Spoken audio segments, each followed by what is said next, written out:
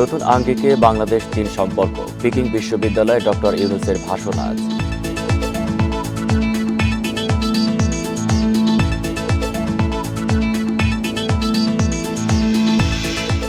স্বাস্থ্য খাত সংস্কারে আসছে হেলথ কমিশনের সুপারিশ, থাকছে হেলথ ক্যাডারের প্রস্তাব।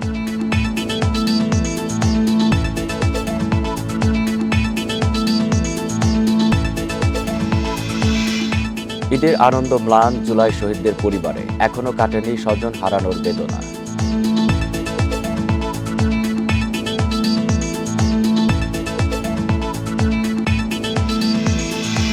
ঈদে বাড়ি ফিরছে নগরবাসী, সড়কে নেই বড় কোনো ভোগান্তি, স্বস্তি ট্রেন যাত্রায়ও।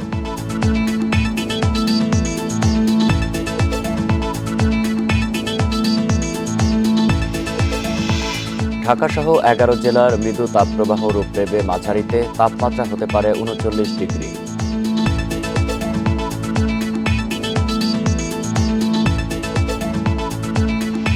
এই ঈদে জামা জুতো অ্যাক্সেসরিজের ডিসকাউন্ট। স্বাগত ইন্ডিপেন্ডেন্ট সংবাদে, আপনাদের সাথে আছি আমি আলী আশরাফ। শুনছিলেন শিরোনাম, যাচ্ছি পুরো খবরে। প্রধান উপদেষ্টা অধ্যাপক মোহাম্মদ ইউনূস আজ চীনের পিকিং বিশ্ববিদ্যালয়ে বক্তৃতা করবেন। স্থানীয় সময় সকাল 10টার দিকে তিনি অনুষ্ঠানে যোগ দেবেন। পরে বিশ্ববিদ্যালয় কর্তৃপক্ষ প্রধান উপদেষ্টাকে সম্মানসূচক ডক্টরেট ডিগ্রি প্রদান করবে। 4 দিনের রাষ্ট্রীয় সফরে বুধবার চীন সফরে যান প্রধান উপদেষ্টা। সফরে তিনি দেশটির প্রেসিডেন্ট শি জিনপিংয়ের সাথে বৈঠক করেন। শীর্ষ বৈঠকে বড় পরিসরে কথা হয়েছে তিস্তা প্রকল্প নিয়ে। এর আগে বৃহস্পতিবার বোয়াও ফোরাম ফর এশিয়া সম্মেলনে বক্তব্য দেন প্রধান উপদেষ্টা অধ্যাপক মোহাম্মদ ইউনূস। চীন সফর শেষে আজ তার দেশে ফেরার কথা রয়েছে।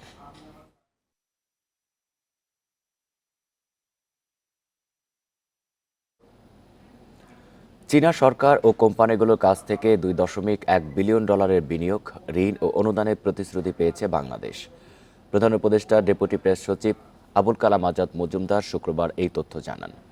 বাংলাদেশি কর্মকর্তারা এবং ঢাকায় নিযুক্ত চীনা রাষ্ট্রদূত ইয়াওয়েন জানান, প্রায় 30টি চীনা কোম্পানি বাংলাদেশে এক্সক্লুসিভ চায়না ইন্ডাস্ট্রিয়াল ইকোনমিক জোনে $1 বিলিয়ন বিনিয়োগের প্রতিশ্রুতি দিয়েছে। প্রধান উপদেষ্টা বাংলাদেশের উৎপাদন খাতে বিনিয়োগে চীনের বেসরকারি প্রতিষ্ঠানগুলোকে উৎসাহিত করার পর এই প্রতিশ্রুতি এসেছে। চীন মংলা বন্দর আধুনিকায়ন প্রকল্পের জন্য প্রায় $400 মিলিয়ন ঋণ দিতে চায়। এছাড়া চায়না ইন্ডাস্ট্রিয়াল ইকোনমিক জোনের উন্নয়নে $350 মিলিয়ন এবং প্রযুক্তিগত সহায়তার জন্য $150 মিলিয়ন দেওয়ার পরিকল্পনা করেছে। বাকি অর্থ অনুদান ও অন্যান্য ঋণের মাধ্যমে আসবে।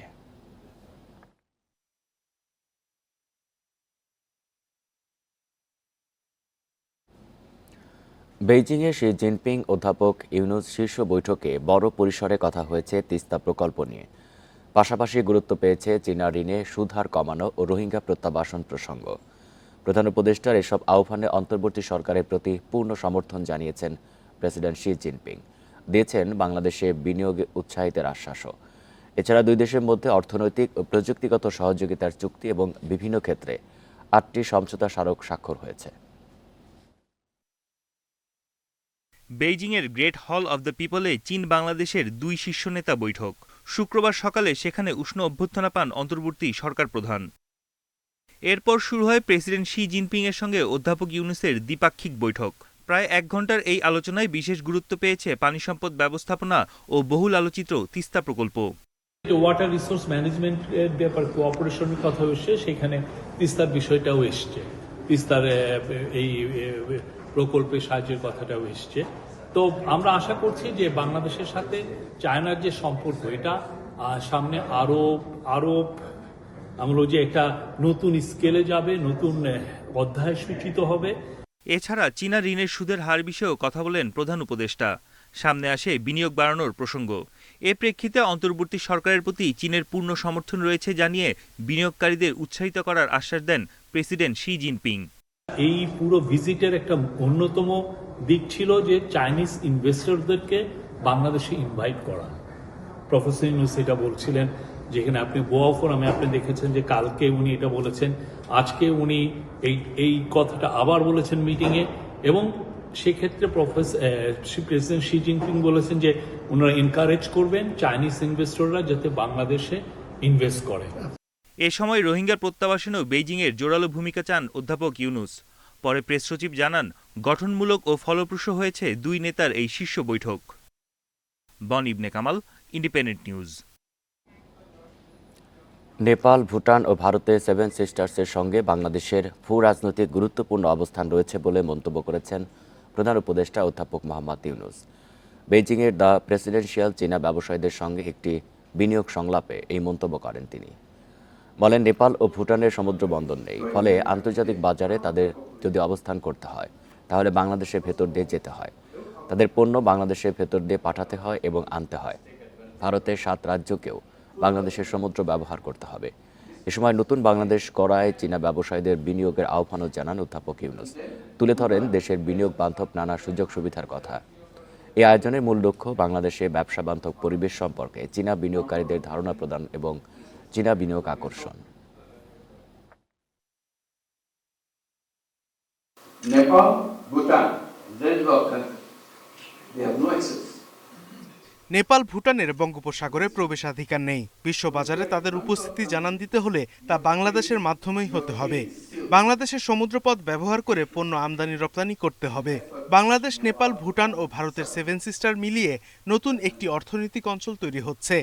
সে কারণেই তাদের ভূ রাজনৈতিক উন্নয়নে বাংলাদেশের অবস্থান অত্যন্ত গুরুত্বপূর্ণ।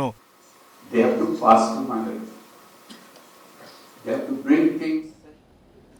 স্বাস্থ্য খাত পরিবর্তনে প্রয়োজন আলাদা কমিশন, যা থাকবে সরকার প্রধানের অধীনে। এমন প্রস্তাব দিচ্ছে স্বাস্থ্য খাত সংস্কার কমিশন। এপ্রিলের দ্বিতীয় সপ্তাহে রিপোর্ট জমা দেবে তারা। থাকছে ভিন্ন বেতন কাঠামো সহ স্বাস্থ্য ক্যাডার গঠন, পাবলিক হেলথ নামে অধিদপ্তর আর যুক্তরাষ্ট্রের আদলে ফুড অ্যান্ড ড্রাগ অর্গানাইজেশনের সুপারিশ। স্বাস্থ্যসেবায় নাগরিক ভোগান্তি কেমন তা সবারই জানা। স্বাধীনতার পর টেকসই কোনো ব্যবস্থাই গড়ে ওঠেনি। এজন্য অপরিকল্পিত উন্নয়নকে দায় দেন অনেকে। স্বাস্থ্যখাত সংস্কার কমিশন মনে করে এই খাতে আমূল পরিবর্তন আনতে হলে আলাদা কমিশন লাগবে, যারা সরাসরি রিপোর্ট করবে সরকার প্রধানের কাছে। এদের অধীনে থাকবে কয়েকটি বিভাগ, ডাক্তারদের প্রশিক্ষণ, চিকিৎসা গাইডলাইন এবং চিকিৎসায় ভুল হচ্ছে কিনা তা মনিটরিং করবে এই কমিশন। আধা খেসরা একটা কমিশন হলো আর অথরিটিটা মিনিস্ট্রির হাতে থাকলো, সচিবালয়ের হাতে থাকলো, তাহলে কিন্তু এটা ফাংশন করবে না। তার মানে এটা একটা পরিপূর্ণভাবে ইন্ডিপেন্ডেন্ট একটা কমিশন থাকতে হবে, শক্তিশালী, যেটা রিক্রুট করতে পারবে, পোস্টিং দিতে পারবে, ট্রান্সফার করতে পারবে এবং যারা প্রমোশনও দিতে পারবে, তাহলে সেটা কাজ করবে বাংলাদেশের ক্ষেত্রে। বাট এখানে কন্ডিশন যেটা, সেটা হচ্ছে যে সমস্ত ধরনের প্রফেশনাল রাজনীতি বন্ধ করতে হবে। আলাদা বেতন কাঠামো সহ স্বতন্ত্র ক্যাডার চালুর প্রস্তাব করেছে কমিশন, যেখানে প্রাইভেট প্র্যাকটিস না করা চিকিৎসকদের জন্য আলাদা বেতনের প্রস্তাব থাকছে। পাবলিক হেলথ, মেডিকেল এডুকেশন সহ 3টি অধিদপ্তর এবং যুক্তরাষ্ট্রের FDA-এর আদলে ফুড অ্যান্ড ড্রাগ অর্গানাইজেশনের সুপারিশ করা হচ্ছে। বেসরকারি হাসপাতালে সেবা মূল্য ঠিক করতে আলাদা বিভাগ এবং 10 ভাগ রোগীকে বিনামূল্যে সেবার প্রস্তাবও থাকছে। সার্বজনীন, সহজলভ্য এই ধরনের সেবা যাতে দেওয়া যায়, তার জন্য আমরা সুপারিশ দেব। এই জন্য যেটা দরকার, তাহলে আমাকে মানে দেশের যাদের সেবার প্রয়োজন তাদের সবার কাছে পৌঁছাতে হবে, এবং পৌঁছালেই হবে না, তাদেরকে মানসম্পন্ন সেবা দিতে হবে এবং তাদের সামর্থ্যের মধ্যে দিতে হবে। কারো যদি অর্থ না থাকে তাকে আমি সেবা দেবো না তা না, তাকে সেবা দিতে হবে। জেলা এবং উপজেলা পর্যায়ে আধুনিক চিকিৎসা ব্যবস্থা রাখার বিষয়েও নজর দিয়েছে কমিশন। এছাড়া স্বাস্থ্যকর্মীদের দলীয় রাজনীতি বন্ধে বিদ্যমান আইন প্রয়োগের সুপারিশ করা হবে। Hasan Misbah, independent News, Dhaka. নির্বাচন প্রক্রিয়ার মাধ্যমে দেশের মানুষের মধ্যে স্বস্তি ফিরবে বলে মনে করেন বিএনপির যুগ্ম মহাসচিব শহীদউদ্দিন চৌধুরী অ্যানি। শুক্রবার সন্ধ্যায় লক্ষ্মীপুরে জেলা মহিলা দলের আলোচনা ও ইফতার অনুষ্ঠানে তিনি একথা বলেন। অ্যানি আরও বলেন, শেখ হাসিনার নেতৃত্বে যেভাবে অত্যাচার হয়েছে, ভোট ছাড়া ক্ষমতায় থেকে দুর্নীতি ও দুঃশাসন তৈরি হয়েছে, এর বিচার দ্রুত হওয়া দরকার। বলেন, বেগম খালেদা জিয়াকে মিথ্যা মামলা দিয়ে জেলখানায় রেখেছে আওয়ামী লীগ। এখনও দেশে গণতন্ত্রের ভিত নষ্ট করতে ষড়যন্ত্র চলছে উল্লেখ করে নেতাকর্মীদের সজাগ থাকার আহ্বান জানান তিনি। আমাদের সবার প্রত্যাশা এখানে যে দেশে একটা স্বাভাবিক নির্বাচন হবে, দেশে একটা স্বাভাবিক নির্বাচন হবে, নির্বাচন হলে অন্তত জনমনে একটা স্বস্তি আসবে, যে স্বস্তিটা এখনো পর্যন্ত এই দেশের মানুষের কাছে আসে নাই। স্বস্তিটা খুব জরুরি, খুব প্রয়োজন।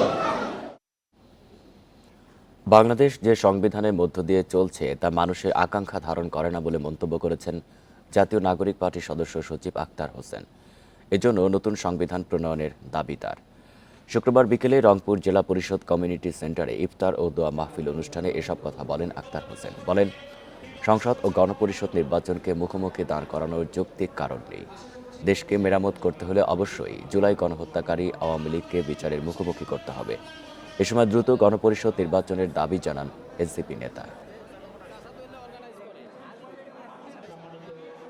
বর্তমানে বাংলাদেশ যে সংবিধানের মধ্য দিয়ে পরিচালিত হচ্ছে, সেই সংবিধান বাংলাদেশের মানুষের আকাঙ্ক্ষাকে ধারণ করতে ব্যর্থ হয়েছে। এদেশের মানুষের অর্থনৈতিক অধিকারের স্বীকৃতি এই সংবিধান দিতে ব্যর্থ হয়েছে। প্রধানমন্ত্রীকে এমনভাবে ক্ষমতায়ন করা হয়েছে যার ভিতর দিয়ে সাংবিধানিক প্রক্রিয়াতে একজন প্রধানমন্ত্রী এদেশের স্বৈরাচারী হয়ে ওঠার সুযোগটা পায়। সে জায়গায় আমরা মনে করি বাংলাদেশের বর্তমান প্রেক্ষাপটে একটি নতুন সংবিধানের বাস্তবতা রয়েছে। নির্বাচনের পর জুলাই গণহত্যার বিচার ও সংস্কার চলমান রাখার নিশ্চয়তা নেই বলে মন্তব্য করেছেন জাতীয় নাগরিক পার্টির আহ্বায়ক নাহিদ ইসলাম। শুক্রবার সন্ধ্যায় সিরাজগঞ্জের বিজয় সৌধ চত্বরে নাগরিক পার্টির ইফতার মাহফিলে ভার্চুয়ালি যুক্ত হয়ে তিনি একথা বলেন। নাহিদ ইসলাম বলেন, সংস্কারের মাধ্যমে রাষ্ট্রের মৌলিক পরিবর্তন আনতে হবে, কারণ সংস্কার, বিচার ও পরিবর্তনের জন্যই ছাত্র জনতার গণ অভ্যুত্থান হয়েছে। তবে একটি পক্ষ সংস্কার ও বিচারকে পাশ কাটিয়ে নির্বাচনের দিকে যেতে চাচ্ছে। জাতীয় নাগরিক পার্টির পক্ষ থেকে সবাইকে ঐক্যবদ্ধ থাকার আহ্বান জানিয়ে তিনি আরও বলেন, বিদ্যমান আইনের মধ্যেই দ্রুত সময়ে সংস্কার ও বিচার করতে হবে। গণ অভ্যুত্থান সহ গত 15 বছরে যে ধরনের অন্যায়, নিপীড়ন, নির্যাতন চলেছে এবং এই জুলাই আন্দোলনে যে হত্যাকাণ্ড চলেছে, এর যদি বিচার ছাড়াই আমরা একটি নির্বাচনের দিকে আগাই, তাহলে সেই নির্বাচন পরবর্তী সময়ে এই বিচার কতটুকু চলমান থাকবে এই নিশ্চয়তা আমাদের নেই। ঢাকা উত্তর সিটি কর্পোরেশনের গরিব দুস্থদের বরাদ্দের টাকা গেছে সচ্ছলদের পকেটে। ভুয়া নম্বরের বিপরীতে তুলে নেওয়া হয় টাকা। এ বিষয়ে কিছু জানেন না দাবি করে অর্থ বিতরণ কর্মকর্তারা বলছেন, তালিকা দেওয়া হয়েছে ডিএনসিসি প্রশাসকের দপ্তর থেকে। তবে এ বিষয়ে প্রশ্ন করা হলে কোনো সদুত্তর দেননি প্রশাসক। 2,80,00,000 টাকা বিতরণে এমন অনিয়মকে পতিত সরকারের দুর্নীতির পুনরাবৃত্তি বলছে টিআইবি। ঢাকা উত্তর সিটির 24 নম্বর ওয়ার্ডে চলছে গরিব দুস্থদের ঈদের টাকা বিতরণ। টাকা নিচ্ছেন মোহাম্মদ শামীম নামে এক ব্যক্তি। একটি রাজনৈতিক দলের এই কর্মী নিজেকে দুস্থ দাবি করেন। বেকার, সব কিছু আমার উপর, ছেলে মেয়ের লেখাপড়া। তার ঠিকানা ধরে অনুসন্ধান চালায় ইন্ডিপেন্ডেন্ট টেলিভিশন। তেজগাঁও এলাকার এই বাসিন্দার টেইলার্সের দোকান রয়েছে, যা পরিচালনা করেন তার স্ত্রী। শামীম নিজেও একজন ব্যবসায়ী, ছেলে চাকরি করেন বেসরকারি প্রতিষ্ঠানে। উনি এই যে দোকানেই কাজ করে আমার সাথে শেয়ারে, এবং টুকিটাকি বাঙ্গারি ব্যবসা করে, এছাড়া আর কিছুই না। ছেলে মেয়ে, এক ছেলে 2 মেয়ে। ছেলে চাকরি করে, মেয়ে 2টা আর কি আমার কাছেই থাকে। এই ওয়ার্ডে বরাদ্দ 130 জনের। তবে তালিকার 90 নম্বর থেকে নেই কারোর জাতীয় পরিচয়পত্র নম্বর। 110 নম্বরের পর তালিকায় নেই। এ বিষয়ে কিছু জানেন না ওয়ার্ড সচিবও। এগুলো তো আমরা বলতে পারবো না, এতগুলো ফোন নম্বর তো আমাদের কাছে নাই। আমরা প্রশাসন স্যারের কাছ থেকে যে লিস্ট আমাদেরকে দেওয়া হয়েছে, আমরা সেই অনুপাতে আমরা করে দিচ্ছি। তালিকায় থাকা রহমতুল্লাহ 31 নম্বর ওয়ার্ড থেকে বরাদ্দের টাকা পেলেও তিনি থাকেন অন্য ওয়ার্ডে, করেন বেসরকারি চাকরি। ঢাকা উত্তর সিটি কর্পোরেশন থেকে গরিব দুস্থদের যে টাকা দেওয়া হচ্ছে, 31 নম্বর ওয়ার্ডের তালিকায় আমাদের নজর গেল। এখানে দেখা যাচ্ছে একটি নম্বর দিয়ে 5 জন সিটি কর্পোরেশন থেকে টাকা তুলেছেন। নম্বরটিতে যোগাযোগ করা হলে তিনি নিজেকে ফরিদপুরের বাসিন্দা পরিচয় দেন। কিছু জানেন না সিটি কর্পোরেশনের বরাদ্দের বিষয়ে। আমি ফরিদপুরে থাকি। আপনি কি ঢাকা উত্তর সিটি কর্পোরেশনে কোনো আবেদন করেছিলেন টাকার জন্য? না, আমি আবেদন করিনি। এটা মনে হয় ভুল হয়েছে আর কি নাম্বার। 29 নম্বর ওয়ার্ডে অনিয়মের চিত্র আরও ভয়াবহ। 32 নম্বর ওয়ার্ডের জেনেভা ক্যাম্পের বাসিন্দাদের দেয়া হয়েছে 29 নম্বর ওয়ার্ডের দুস্থদের সব টাকা। 20 নম্বর ওয়ার্ডের 130 জনের বিপরীতে তালিকা করা হয় 107 জনের। অসম্পূর্ণ তালিকার ব্যাখ্যা দিলেন ওয়ার্ড সচিব। 23 জন বাকি আছে। 23 জন কে পাঠাবে? 23 জন প্রশাসক যে নাম দিব ওটা আমরা করে দিব। উত্তর সিটির 54 ওয়ার্ডের প্রায় প্রতিটিতেই এমন অনিয়ম। 7,020 পরিবারের 2,80,00,000 টাকা বরাদ্দের আদেশ হয় 13 মার্চ। 17 মার্চ চেক ইস্যু হলেও টাকা দেওয়া শুরু হলো ঈদের ছুটির মধ্যে। সিটি কর্পোরেশনের একাধিক কর্মকর্তা জানান, তালিকা দেওয়া হয়েছে প্রশাসকের দপ্তর থেকে। এ নিয়ে প্রতিবাদও জানান বাসিন্দারা। যদি লেখা থাকে দুস্থ, তাহলে বিতরণও হইব দুস্থর উপর। সে দুস্থ সাধারণ জনগণ, সে না জামাতি ইসলাম, না বিএনপি, না আওয়ামী লীগ, না অমুক সেমক তমুক। কিন্তু এখানে কি হইতেছে? আমি কি করব না, এটা আপনার দায় এড়াইতে পারেন। তালিকার বিষয়ে কোনো কথা না বলে প্রশাসক জানান, কোনো সচ্ছল ব্যক্তি টাকা পেলে ব্যবস্থা নেওয়া হবে। আগে শুনে কি আছে, কি অনিয়মতা আগে দেখে তদন্ত করা হবে, তদন্ত করে অবশ্যই ব্যবস্থা নেওয়া হবে। এখন আপনাদের সাংগঠনিকতা অনুযায়ী যদি অনিয়ম করতে চান করবেন, না করতে চাইলে নাই। দুস্থদের টাকা 9/6 মেনে নেওয়া যায় না মন্তব্য করে টিআইবি বলছে, এখনো দুর্নীতির চর্চা থেকে বের হওয়া সম্ভব হয়নি। সেই কর্তৃত্ববাদী চর্চা, সেই দুর্নীতির চর্চা, সেই অনিয়মের চর্চা, সেই প্রতারণামূলক যে আচরণ এবং রাষ্ট্রসত্ত্বের সম্প্রদায় যে ধরনের আত্মসাতের ঘটনা ঘটছে, এটি কোনো অবস্থায় গ্রহণযোগ্য নয়। এখানে ঢাকা উত্তর সিটি কর্পোরেশনের সর্বোচ্চ কর্তৃপক্ষ অর্থাৎ প্রশাসক থেকে শুরু করে যারা জড়িত তাদের সকলেরই জবাবদিহিতা প্রয়োজন বলে আমি মনে করি। অন্য কেউ যেন প্রকৃত দুস্থদের ঈদের আনন্দ ম্লান করতে না পারে, সে বিষয়ে সতর্ক থাকার তাগিদ বিশেষজ্ঞদের। Adilur Rahman, independent News, Dhaka. এবার ট্রেনে বাড়ি ফেরায় নেই চিরচেনা ভোগান্তি। যাত্রীর চাপ থাকলেও টিকিট ছাড়া কেউ স্টেশনে ঢুকতে না পারায় স্বস্তি ছিল। শুক্রবার সকাল থেকে সময়সূচি মেনেই রাজধানী ছেড়েছে প্রায় সব ট্রেন। নির্বিঘ্ন এই যাত্রায় সবার মাঝে ছিল উচ্ছ্বাস আর স্বস্তি। শহুরে কর্মব্যস্ততা সরিয়ে রেখে ঈদ উদযাপনে বাড়ি ফিরছেন নগরবাসী। 9 দিনের লম্বা ছুটি, তাই শুক্রবার ছুটির দিনে কমলাপুর রেল স্টেশনে বাড়তি চাপ। তবে ছিল না সেই চিরচেনা ভোগান্তির চিত্র। সময়সূচি মেনেই সকাল থেকে ছেড়েছে ট্রেন। টিকিট ছাড়া কোনো যাত্রীকেই ঢুকতে দেওয়া হয়নি প্ল্যাটফর্মে। সে কারণেই এবারের ঈদযাত্রা প্রায় ঝামেলাবিহীন। আমি বৃহস্পতিবারটা ট্রাই করেছিলাম, ওইটা হয় নাই, তো অনেক চেষ্টার পরে আজকেটা পেয়েছি। খুবই ভালো লাগছে যে বাসায় যাবো, সবার সঙ্গে দেখা করব। বাড়িতে সবাই থাকে, বাবা মা সাথে ঈদ কাটানোর জন্যই এই কষ্ট করে বাড়িতে যাচ্ছে। সবার সাথে ঈদ কাটাবো, আনন্দটাই আলাদা। অনেক ভালো লাগছে ঈদ যাত্রা, আর আমার মনে হয় কোনো ভোগান্তি নাই এবার, গতবারের তুলনায় অনেক ভালো। অনলাইনের টিকিট যুদ্ধে জয়ী হয়ে যারা গন্তব্যে রওনা হতে পেরেছেন, তাদের চোখে মুখে ছিল বিশেষ আনন্দ। ডেফিনেটলি পরিবারের জন্যই যাওয়া। লাস্ট 2-3 বছর ধরে যেতে পারিনি বিভিন্ন কারণে, বাবুও তখন ছোট ছিল। তো এবার ও একটু বড় হয়েছে। টিকিট আপনার 100% তো অনলাইন দিয়ে দিছে, তো যারা করতে পারছে তারাই যেতে পারতেছে। আর এমনিতে ব্ল্যাকার যে যারা ছিল এখন অনেক কমে গেছে আগের থেকে। আমরা ইনশাল্লাহ কাটতে পারছি টিকিট অনলাইনে। সব মিলিয়ে মনে হচ্ছে যে এবার অন্যান্য বছরের তুলনায় মানে রিলেটিভলি একটু স্বস্তি আছে জার্নি। এদিকে স্টেশন কর্তৃপক্ষ বলছে, যাত্রা নির্বিঘ্নে নেওয়া হয়েছে সব ধরনের ব্যবস্থা। সে কারণেই নেই কোনো শিডিউল বিপর্যয়। প্রবেশ পথে 3 স্তরে চেকিং করতেছি, যাতে টিকিট যার ভ্রমণতার এটা নিশ্চিত করা যায়। এর পরবর্তীতে ট্রেনে ওঠার পরেও ট্রেনেও চেকিং আছে, গন্তব্য স্টেশনেও চেকিং আছে। এবারের ঈদযাত্রায় ট্রেনে দিনে গড়ে রাজধানী ছাড়ছেন 50 থেকে 60 হাজার যাত্রী। Adilur Rahman, independent News, Dhaka. Terminal থেকে সময় মতোই ছাড়ছে বাস। নির্বিঘ্নে যাত্রা করতে পারছেন বিভিন্ন রুটের ঘরমুখী মানুষ। তবে ময়মনসিংহ রুটের যাত্রীদের কিছুটা অপেক্ষা করতে হয় শুক্রবারে। এই রুটে মহাসড়কের কিছু জায়গায় গাড়ির ধীরগতির কারণে এই পরিস্থিতি তৈরি হয়। বেসরকারি চাকরিজীবী নওরিন দিয়া ময়মনসিংহ যাওয়ার উদ্দেশ্যে মহাখালী বাস স্ট্যান্ডে পৌঁছান ভোর 5:30টায়। সকাল 9টা পেরিয়ে গেলেও বাসে উঠতে পারেননি তিনি। তার মতোই অপেক্ষার প্রহর গুনতে হয় ময়মনসিংহ রুটের যাত্রীদের। ভোর 5:30টায় বের হয়েছি, বাট জ্যামের কারণে গাড়ি এখনো ঢুকতে পারছে না। আমরা টিকিট পেয়েছি অনেকক্ষণ দাঁড়িয়ে থাকার পরে, বাট গাড়ি নাই এখন। রোনা বলতেছে ময়মনসিংহ থেকে বাস আসবে, তারপর বাস ছাড়বে। দাঁড়ায় থাকা, তারপরে অবশেষে টিকিট কাটা, প্লাস গাড়ির জন্য ওয়েট করা, সবকিছু মিলিয়ে একটু কষ্ট হলেও ভালো লাগছে এই ভেবে যে ফ্যামিলির সঙ্গে ঈদ করতে পারবো। ঢাকা ময়মনসিংহ মহাসড়কের কিছু জায়গায় যানজটের কারণে নির্দিষ্ট সময় পৌঁছাতে পারেনি বাসগুলো। তবে এই রুট বাদে প্রায় সব জেলার যাত্রীরা বাস পেয়েছেন নির্দিষ্ট সময়েই। কল্যাণপুর, গাবতলী, মহাখালী সহ অন্যান্য টার্মিনালে যাত্রীর চাপ বাড়লেও ভোগান্তি তেমন ছিল না। কোনো কোনো কাউন্টারে যাত্রীও ছিল খুবই কম। উত্তরের জেলা রাজশাহী, রংপুর, নাটোর, বগুড়া সহ কুষ্টিয়া, চুয়াডাঙ্গা, যশোর ও খুলনার টিকিট আগাম বিক্রি হওয়ায় ছিল না কোনো ঝক্কি ঝামেলা। বাইবেল থেকে চন্দ্রা পর্যন্ত এক ঘন্টার মতো একটু লেট আছে, জাম আছে এই। তবে আমাদের লেট নেই, আমাদের রিজার্ভ গাড়ি আছে, আমরা সেভাবে সঠিক সময় পার করছি। গাড়ির লেটের কারণে ওই দিকটা আসতে একটু লেট হইলে বাইপেল এদিকে এই, এছাড়া আর কোনো এই যে কাউন্টার ফাঁকা, যাত্রী আইতেছে যাইতেছে টাইম টু টাইম।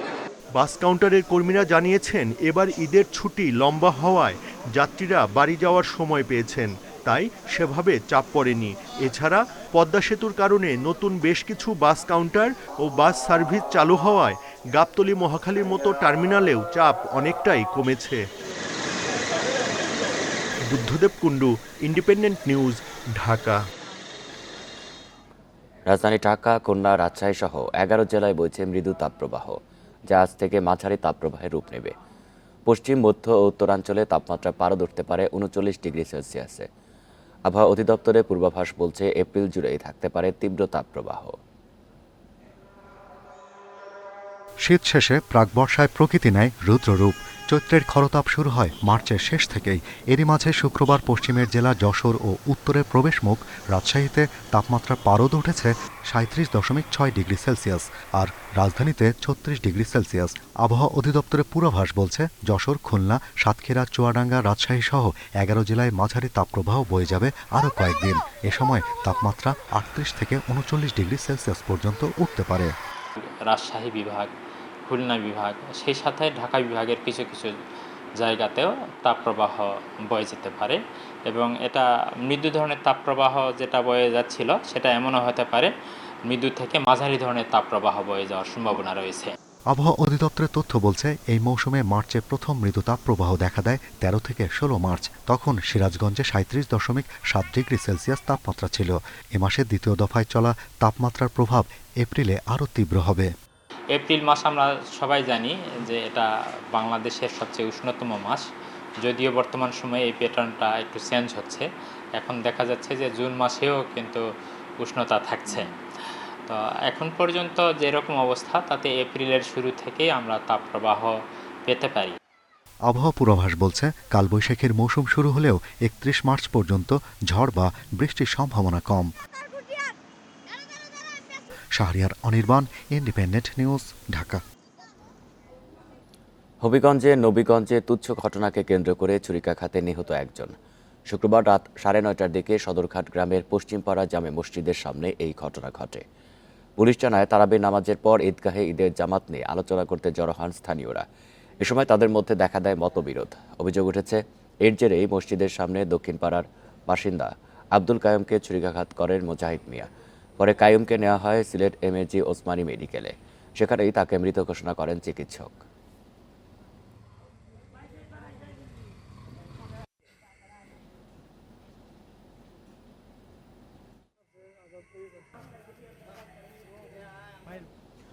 হবিগঞ্জে চুরির অপবাদে এতিমখানার এক শিশুকে খুঁটিতে বেঁধে মারধরের অভিযোগ উঠেছে ওই প্রতিষ্ঠানেরই পরিচালনা কমিটির এক সদস্যের বিরুদ্ধে। শুক্রবার শহরের রাজনগর এলাকায় নির্মাণাধীন ভবনের ছাদে ঘুড়ি ওড়াতে যায় ইসলামিয়া এতিমখানার কয়েক শিক্ষার্থী। এ সময় ভবনের এক নির্মাণ শ্রমিক চুরির অভিযোগে আটক করে শিক্ষার্থী নাইম হাসানকে। পরে শিশুটিকে মারধর করে ওই ভবনের মালিক এতিমখানার পরিচালনা কমিটির সদস্য নুরুল হক। তাকে থানায় নিয়ে জিজ্ঞাসাবাদ করছে পুলিশ।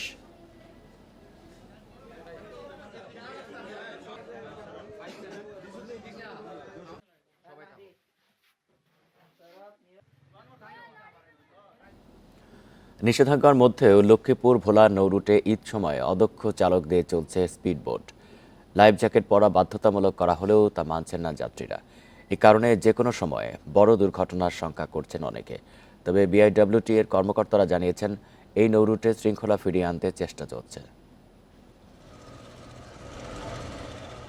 ঘূর্ণিঝড় ও প্রাকৃতিক দুর্যোগে আগামী 7 মাস স্পিডবোট সহ ছোট নৌযান চলাচলে নিষেধাজ্ঞা জারি করে বিআইডব্লিউটিএ। তবে তা মানা হচ্ছে না। ঈদ উপলক্ষে রাত দিন চলছে এসব অবৈধ নৌযান। এতে করে বড় ধরনের দুর্ঘটনার আশঙ্কা রয়েছে। আর প্রত্যেকটি স্পিডবোটে যাতায়াত করছে 10 থেকে 12 জন যাত্রী। তাদের কাছ থেকে নির্ধারিত ভাড়ার চেয়ে 1 থেকে 200 টাকা অতিরিক্ত নেওয়ার অভিযোগ আছে। এখন আল্লাহ আমাদের নদী ঠান্ডা আছে, আমরা 10 জন নিয়ে আসছি, 300 টাকা করে ভাড়া ভোলা থেকে আসতে।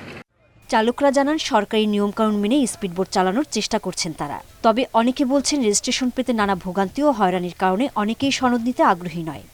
যারা ভালো আছে, যারা সবসময় এইগুলো নিয়ে ড্রাইভিং করে এগরে দিয়ে যাতায়াত বেশি করি আর কি। পুলিশ আছে, ওনারা যেভাবে বলে আমরা ওইভাবে ওনাদের নির্দেশ মানে চলাফেরা করি। বিআইডব্লিউটিএ জানায় এরই মধ্যে বেশ কয়েকটি স্পিডবোট রেজিস্ট্রেশন করা হয়েছে। চালানো হচ্ছে ভ্রাম্যমাণ আদালতের অভিযান। ঈদে কর্মক্ষর যাত্রীদের নির্বিঘ্নে যাতায়াতের জন্য তাদের নিরাপদ সরঞ্জামাদি, লাইফ জ্যাকেট, বয়া ইত্যাদি এগুলি যাতে স্পিডবোটগুলিতে রাখে সেটা নির্দেশনা দেওয়া হয়েছে এবং নিশ্চিত করা হচ্ছে, এই বিষয়গুলি মনিটরিং করা হচ্ছে। লক্ষ্মীপুর মজু চৌধুরীর হাট থেকে ভোলার ইলিশা নৌরুটে প্রতিদিন শতাধিক স্পিডবোট চলাচল করে, তবে রেজিস্ট্রেশন করা আছে মাত্র 5টি। Independent news. শহর থেকে গ্রাম, সব জায়গায় জমজমাট ঈদের বেচাকেনা। ফুটপাত থেকে শুরু করে মার্কেট ও বিপণী বিতানগুলোতে ভিড় ক্রেতাদের। বিক্রি বাড়ায় খুশি বিক্রেতারাও, তবে দাম নিয়ে কিছুটা অসন্তুষ্ট ক্রেতা।